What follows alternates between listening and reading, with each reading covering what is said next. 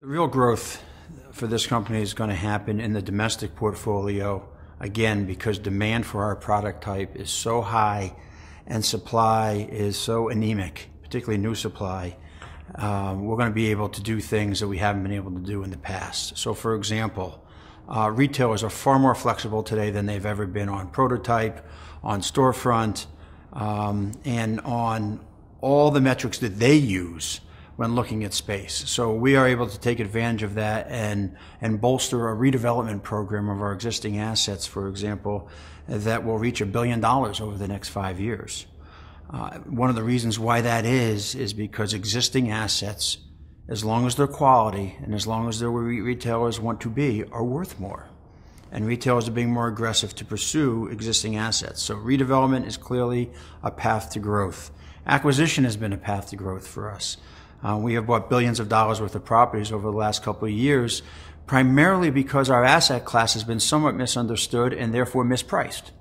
The other thing we're doing is we're leasing a lot of space. We're leasing between 10 and 11 million square feet a year in this portfolio. And it's not because our occupancy levels are low. Our occupancy levels are in the mid-90s today, but we'll still lease 10 million square feet because we're doing downsizings of certain tenants, which gives us a great mark-to-market opportunity of the remaining space.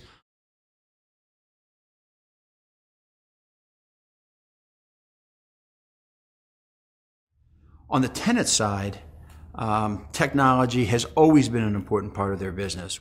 Now we have this other thing, right? We have online shopping, e-commerce, multi-channel retailing, and the only people that are doing that profitably are the bricks and mortar retailers. So they're accelerating their efforts. We're working with them. Shop online, pick up in store is going to become a very significant part of our business, and we're helping retailers devise ways to make that a pleasant experience for the consumer.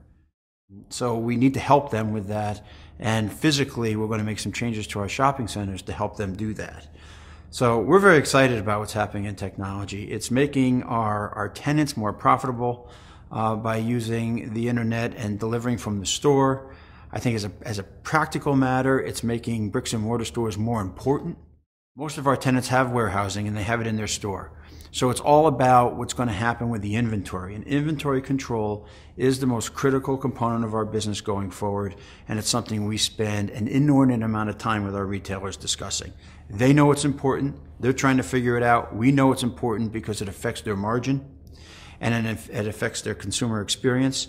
And we are spending just as much time as we possibly can discussing that issue with our retailers. The one thing I think is extraordinarily important is that the retail community in general struggles with demographic shifts if they go away from that bread and butter customer. We know we have increasing populations in the ethnic minority populations in the United States in particular, and retailers don't do a particularly good job addressing that change.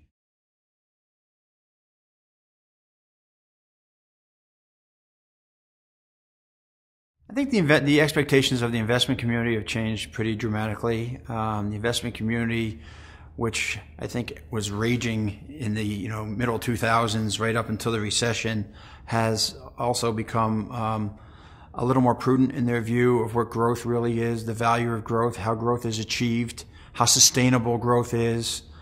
There's much more of a focus today on the credit quality of cash flow, durability of cash flows, and not just earnings per share, but actual value per share of a company. And I think that's good for the business, and it's good for holders of real estate who are in this for the long run.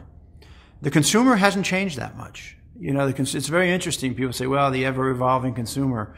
Yeah, consumer hasn't changed much. The consumer is interested in value, and the consumer is interested in convenience. And again, one of the reasons why that is because we don't need anything. Again, we're building houses with bigger closets, and they're all full. Closets are full. We're building houses in this country with bigger kitchens, and everyone's eating out more.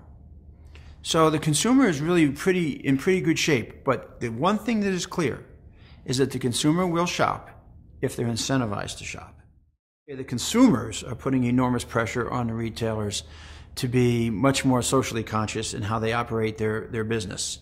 And particularly on the energy efficiency side, people want to know what you're doing. What are you doing to minimize your energy costs? What are you doing to recycle? What are you doing to be a good corporate citizen in my town? And the good news is that I have yet to see a retailer that doesn't have a good answer. They're very focused on it. They're very conscious of it. They understand the importance of it to their brand, and they're effectively strategizing on how best to deliver results.